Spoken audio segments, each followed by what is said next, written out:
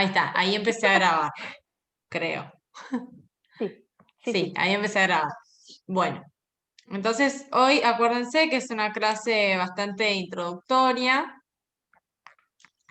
eh, en la cual la idea es tener como un primer acercamiento, como para ir viendo de qué va esto de la psicología educacional.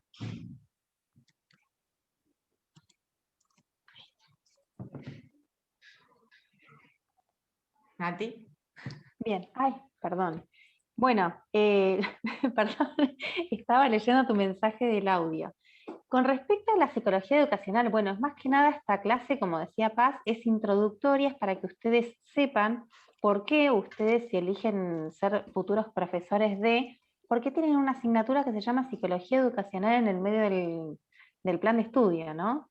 Eh, Bien, y para que sepan, no vamos a trabajar conceptos netamente psicológicos, sí que nos sirvan como herramientas. Ahora vamos a ver un poco de qué de la psicología, hasta dónde de la psicología, y justamente lo que dicen los autores, que a rasgos generales no queremos que se detengan en las teorías y demás, pero que sí que comprendan que, por ejemplo, la psicología educacional es una disciplina puente, ¿no? Entre lo que es la psicología aplicada a la educación.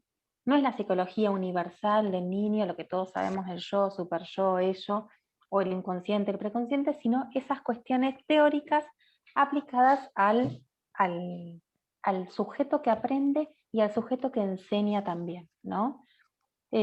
Cuenta con un pluralismo de bases epistemológicas, como bien decía, que al adentrarnos en un aula, un niño sentado en un banco, no nos es suficiente con las teorías psicológicas universales, ¿no? Necesitamos de la sociología, de la política, de la economía, de la antropología también. Confluyen un montón de teorías que nos van a ayudar a comprender qué es lo que está pasando en ese proceso de enseñanza-aprendizaje.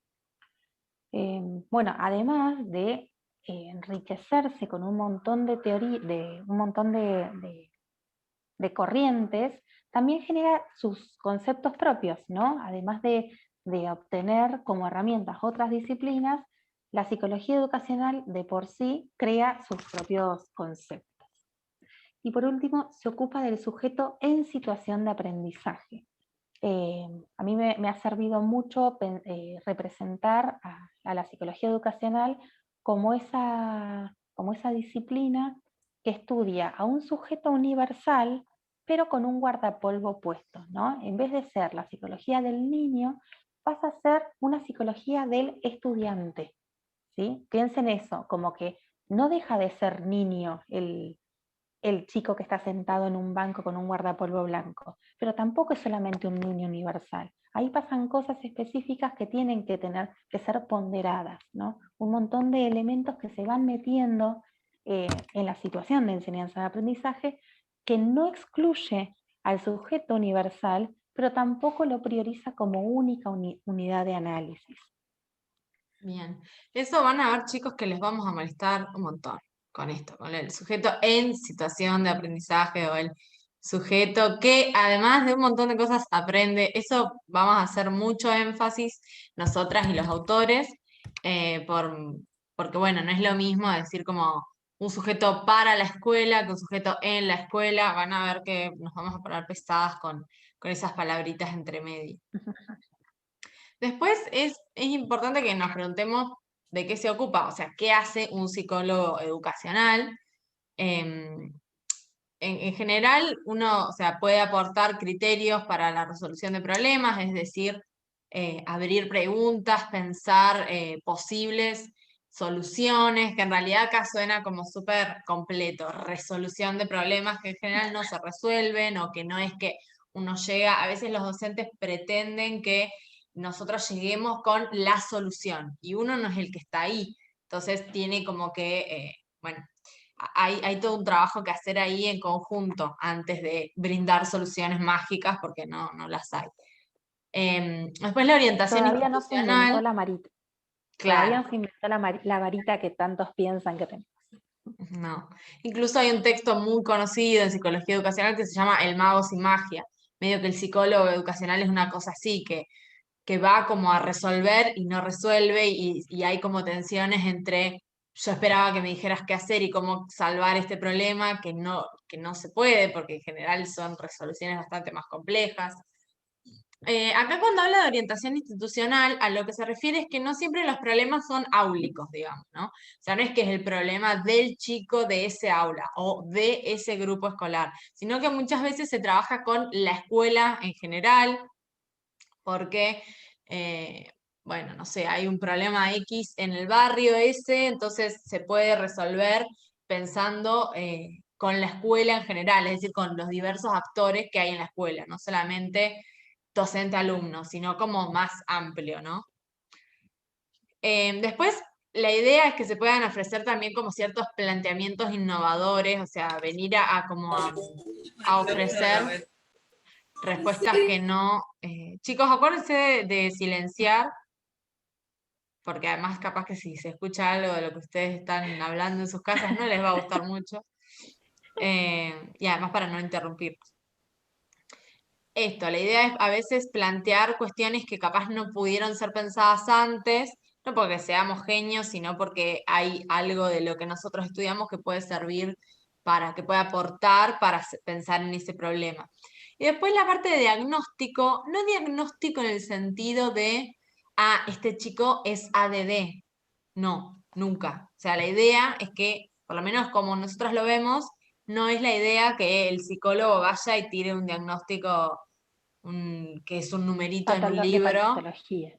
Claro, eso no es la idea. Diagnóstico se refiere más a la idea de diagnosticar una situación, de decir, bueno, en esta situación está pasando esto, tal vez. Todos en psicología todo van a ver que es como medio, no sé si Es abstracto, relativo. sino como, claro, como bueno, puede estar pasando tal cosa, como para no cerrar, sino más bien abrir preguntas.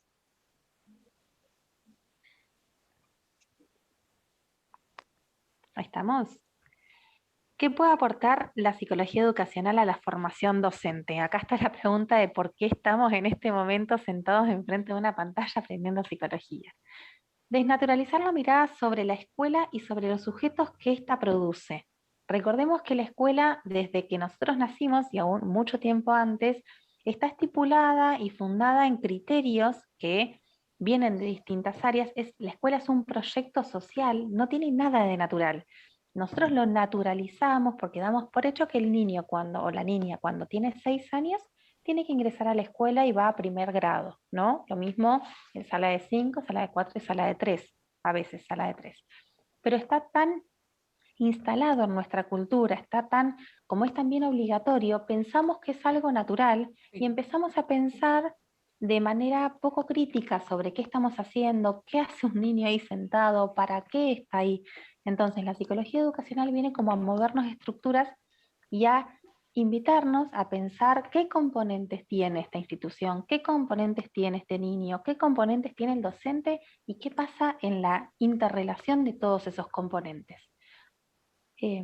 Así que bueno, la primera cosa que tienen que saber es que esta asignatura los va a invitar a resignificar lo que es un niño que aprende y lo que es el dispositivo escolar. Poner en discusión las propuestas monocausales. Esto es fundamental y acá también vamos a hacer mucho hincapié que una disciplina no es una disciplina reina, que no es una única manera de pensar, que vamos a tomar las teorías y las posturas como herramientas. Creo que es la quinta vez que digo desde que empezó el curso, que tomemos un saber como una forma de pensar esa situación, porque hay muchísimas. En el texto de Tenuto se van a encontrar con un montón. No se detengan en detalles, pero sí tienen que conocer que existen muchas formas de pensar el qué hacer, ¿sí? El proceso de enseñanza-aprendizaje. Pero no podemos posicionarnos desde una sola, porque estamos obturando una experiencia. La escuchaba a Paz decir como que esto de que no podemos pensar que 1 más 1 es 2, ¿no? El psicólogo no viene a aportar soluciones mágicas porque un sujeto en una situación es justamente la interrelación de un montón de componentes que son tan particulares y singulares que hay que pensarlo en el caso por caso, porque no es un experimento.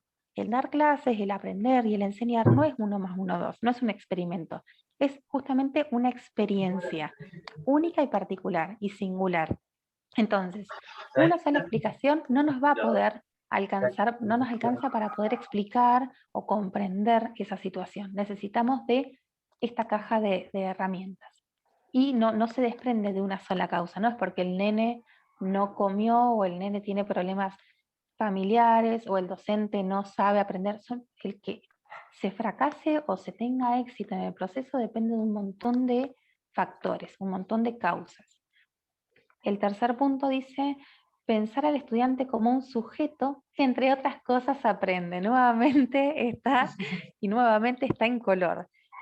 Acordémonos, vamos a seguir recalcando esto de que el sujeto que aprende no es un sujeto único y universal, no es un sujeto universal, y que no es un sujeto que solamente está aprendiendo, es la conjunción entre ambos, las características universales de la constitución psíquica y las características universales del dispositivo escolar que se juntan.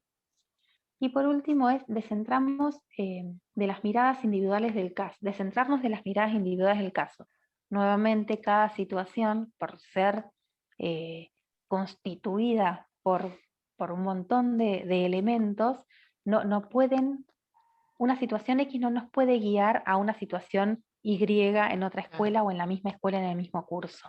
Siempre hay que pensar el caso por caso. También apunta un poco a esto de desentrañar un poco esta cosa del chico problema, ¿no? Que es como él, que el problema es de él. Listo, ya está, es la respuesta más fácil de alguna manera. No, hay que tratar siempre como de complejizar esas cuestiones. Y acá de nuevo, nosotras venimos como a traerles un poco estas ideas desde la psicología para que después ustedes, el día que estén en el aula y vean situaciones problemáticas, puedan usar esto como herramientas, de nuevo, no para que se sepan las teorías y que después digan, porque como dijo Freud, no es la idea es que puedan utilizar el material y desarmarlo y usarlo como más les sirva al día de mañana. Después es interesante lo que propone Archina cuando habla de la interdisciplina, que van a verlo en el próximo texto, que es el de Corinfet, que vamos a trabajar la semana que viene, también se hace bastante énfasis en esto. Archina directamente dice que es un requisito para el cambio, o sea, como que es una necesidad, que sin interdisciplina no vamos a generar los cambios que la escuela de hoy nos exige, ni hablar de la escuela en pandemia, ¿no? Pero sobre todo es interesante pensar al psicólogo como un complemento y un par interlocutor. Yo siempre les cuento que yo vengo de una familia de docentes y soy psicóloga. O sea que escuché toda la vida cómo los docentes despotricaron contra los psicólogos y el ETAP y ETAP que se llama acá en Río Negro, no sé si hay alguien de Neuquén, tiene otro nombre. O sea, tiene nombres diferentes en cada provincia, ¿no? Pero hay como siempre como mucha puja porque los docentes esto, un poco quieren que vengan y les solucionen las cosas porque no tienen tiempo, porque precarización, porque qué sé yo, y o sea, los psicólogos van y no tienen, miren, ya nos quedan 10 minutos. Los psicólogos van y no tienen una posibilidad de responder o de resolver rápidamente esos problemas, porque la idea, como acá dice, que hay que pensar juntos, es que aporten cada uno lo que sabe, digamos. Si ponele, yo trabajo en el ETAP. Yo trabajo en el ETAP, no trabajo todos los días con el pibe. Entonces, está buenísimo que el docente me pueda aportar su mirada. No intentando hacer el trabajo que yo tengo que hacer. O sea, el docente no puede ir y decir, este chico tiene tal eh, patología, porque le escapa de su saber.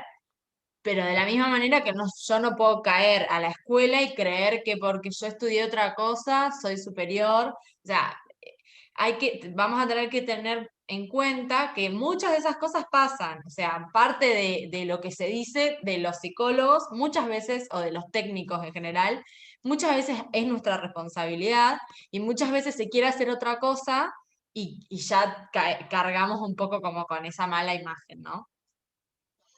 Y después, bueno, acá menciona también las distintas facetas, digamos, es decir, las distintas formas en las que puede funcionar, como un asesor, como un coordinador, como un dinamizador, en el sentido, esto que decía Nati, de mover el avispero y ver qué sale, porque muchas veces hay como ciertos dichos en las escuelas, por ejemplo, como que este chico es así por tal cosa, bueno, ir, preguntar, generar otras preguntas que den lugar a cosas nuevas, y también como formador de formadores. Creo que acá terminaba el presi. Y lo que podríamos hacer es, ya que estamos por terminar el tiempo, podemos dejar para la segunda parte la parte de la revisión de las preguntas, por si tienen algo que consultar o algo que acotar, podemos eso seguir charlándolo. Igual nada, queda un ratito todavía de la reunión, por si alguien tiene algún comentario que hacer.